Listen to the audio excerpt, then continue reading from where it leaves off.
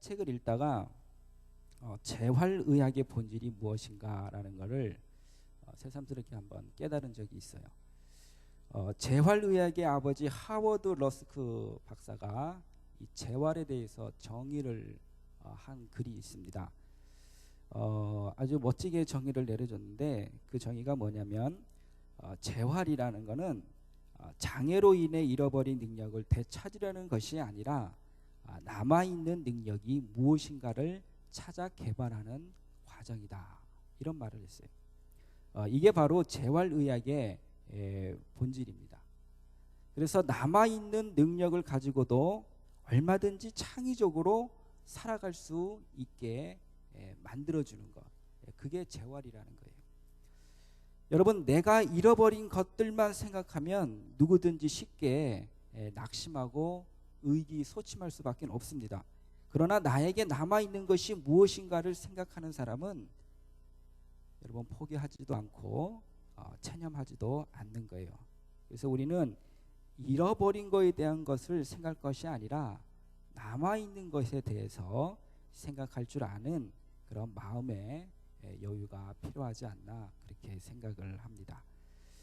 특별히 우리가 살아가면서 어떤 문제를 당면할 때 우리는 자꾸 이렇게 문제 중심으로 보게 되는데, 문제 중심으로 보지 말고 또 문제를 만나면은 왜라는 질문보다는 우리는 어떻게라고 이렇게 창의적으로 적극적인 생각을 가질 필요가 있습니다. 그래서 이 사람들은 자신의 문제를 변화시키기보다는 이 문제를 보는 나의 시각을 어떻게 변화시켜야 하는가, 거기에 관점을 두어야 합니다. 여러분, 우리가 무지개를 보기를 원한다면은 그냥 보이는 것이 아니죠. 뭐가 와야 됩니까? 비가 와야 되는 거예요. 내가 무지개를 보기를 원한다면 먼저 비가 오는 것을 감수를 해야 돼요. 그런 우리의 시각과 관점의 발상의 전환이 필요합니다. 여러분들이 잘 아시는 존 맥스웰, 이분이 하는 말은 문제를 어둡게 보는 사람은 슬픈 자가 되고 문제를 밝게 보는 사람은 승리자가 된다, 이런 말을 했습니다. 그래서 대부분의 사람들은 주로 문제를 보고 또 방해물을 보고 또 그렇게 보는데, 정말 긍정적인 사람들은 목표물을 바라볼 수 있어야 하겠습니다. 그래서 문제의 가능성을 보는 거죠. 여러분도 지금 직장 다니시는 분들도 있을 때시고 또 이제 학교에 다니시는 분들도 계실 텐데, 여러분, 우리의 모든 삶이라는 것은 문제를 안고 살아가는 사람들입니다.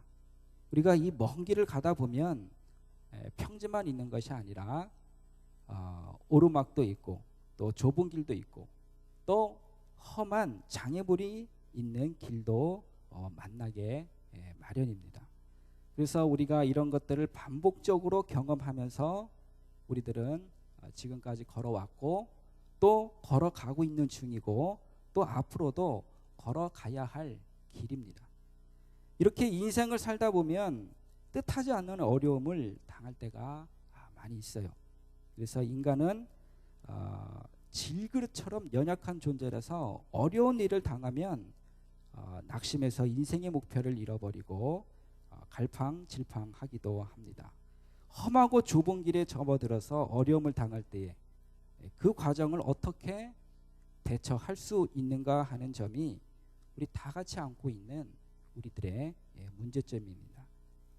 그러나 우리 그리스도인들은 특별히 무슨 일 당해도 극복해낼 수 있는 비결이 우리에게는 가지고 있어요.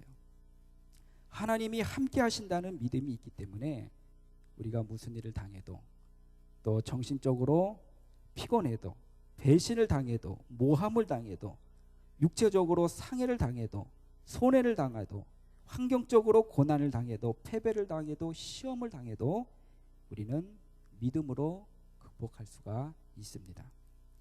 미국의 39대 대통령 지미 카터, 이분은 아주 그 주일학교 교사로 유명한 신앙인입니다. 그래서 대통령 당시보다도 임기가 끝난 후에 더 존경을 받았던 인물인데, 이분이 인생에서 위기를 당할 때 취하는 세 가지 방법이 있다고 했습니다. 첫 번째로는 위기를 당하면 먼저 자기 자신을 성찰을 하고, 또 둘째로 상황을 분석하고, 세 번째로는 기도하라는 것입니다. 위기 가운데 기도하고 하나님의 도우심을 구하면 반드시 길을 열어 주신다고 했습니다. 여러분, 피아노 치는 변호사라는 책을 써서 아주 유명한 법무법인 로고스의 박지영 변호사를 다 알고 계십니까?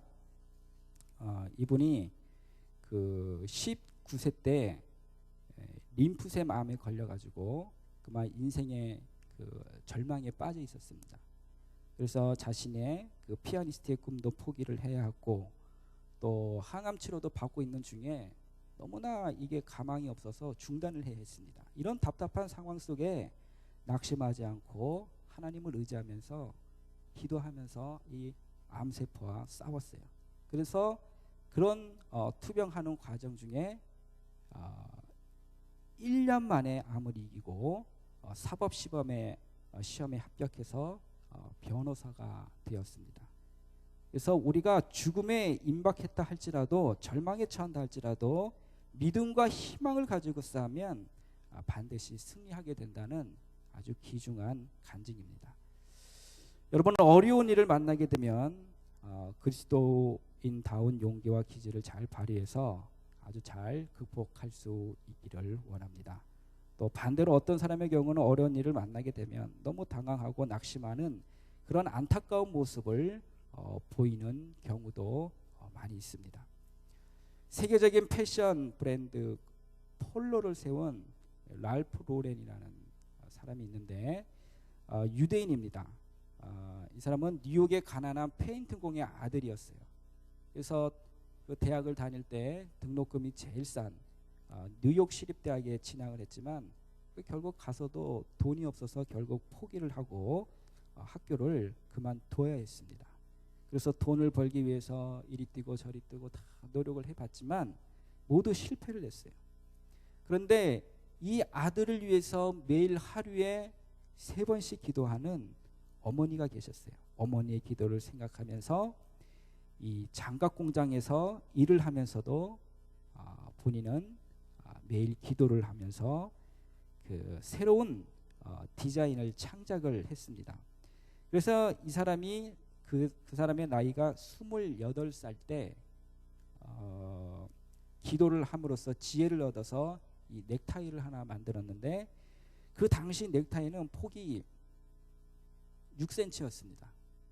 그런데 이 사람이 그 디자인한 그 넥타이는 좀 당시보다도 좀 파격적이고 좀 폭넓고 세련된 이 10cm짜리의 넥타이를 디자인을 해서 그것이 이제 히트를 치게 된 거예요.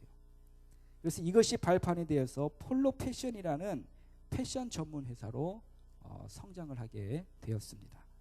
실패를 당해도 좌절하지 않고 기도하고 노력하면 더 큰 성공을 만날 수 있다라는 거예요. 여러분, 우리 인간은 깨어지기 쉬운 연약한 질그릇입니다. 세상을 살면서 환난이나 핍박을 당하지만, 그렇지만 하나님의 도우심을 믿고 무슨 일을 당해도 문제를 극복하고 승리할 수가 있습니다. 솔직히 말해서 여러분, 어려움을 우리가 만나지 않고 인생의 길을 걸어가고 있는 사람은 이 세상에 아무도 없어요. 우리 여러분들은 어떻습니까? 원하기는 평탄한 길을 갈 때보다도 도리어 어려운 길을 만났을 때 더욱더 그리스도인다운 굳건한 면모를 보이는 여러분들이 되기를 바랍니다. 오늘 본문 말씀은 제가 다시 한번 읽어드리겠습니다. 우리가 이 보배를 질그릇에 가졌으니 이는 심히 큰 능력은 하나님께 있고 우리에게 있지 아니함을 알게 하려 함이라. 우리가 사방으로 우겨쌈을 당하여도 쌓이지 아니하며 답답한 일을 당하여도 낙심하지 아니하며 박해를 받아도 버림받지 아니하며 거꾸리 트림을 당하여도 망하지 아니한다 그랬습니다. 우리 기독교에는 몇 가지 역설이 있는데, 첫째는 죽어야 산다는 거예요. 두 번째로는 낮아져야 높아지는 거고, 또 세 번째로는 약할 때 강해진다라는 겁니다. 우리 하나님께서 인간을 창조하실 때 질그릇으로 만들으셨어요. 우리가 이 보배를 질그릇에 가졌으니 이는 심히 큰 능력은 하나님께 있고 우리에게 있지 않다 그랬습니다. 하나님께서 아담을 흙으로 만드시고 그 코에 생기를 주셔서 생명이 되게 하셨어요. 그리고 하와는 아담의 갈비뼈로 만드셨습니다. 여러분, 질그릇은 부서지기 쉽고 뼈도 부러지기 쉽습니다. 그래서 영국의 작가 셰익스피어는 인간은 하나님의 작품 중 최고의 걸작이면서도 동시에 가장 나약한 존재다 말을 했습니다. 오늘날 수많은 사람들이 자신의 나약함 때문에 절망과 좌절을 겪습니다. 그런데 우리 인간은 원래 약하게 만들어졌기 때문에 약하다고 생각하는 것은 정상입니다. 강하다고 생각하는 것은 교만과 착하게 빠질 때가 있어요. 그런데 우리 하나님께서는 우리의 인간의 약함을 통하여 큰 역사를 이루어 가십니다. 약한 자를 들어서 강한 자를 부끄럽게 하시고 하나님의 능력과 영광이 나타나도록 만들어 가신다는 거예요. 그래서 하나님은 우리 인간의 약함을 들어 강한 것을 이기게 하시는 전문가라 할 수가 있습니다. 그리고 지금까지 역사를 살펴보면 역사의 향배를 결정한 큰 사건들이 어떤 강한 사람들을 통해서 이루어지는 것이 아니라 약한 환경에 처한 사람들에 의해서 이루어졌다는 것을 알 수가 있습니다. 이 마틴 루터가 1517년에 종교개혁을 했을 때 그렇게 그 원수들의 눈을 피해 도망가던 중에 발트부르크 성에 숨어서 이 책을 번역을 했는데, 그 책이 바로 최초로 독일어로 번역된 이 성경책입니다.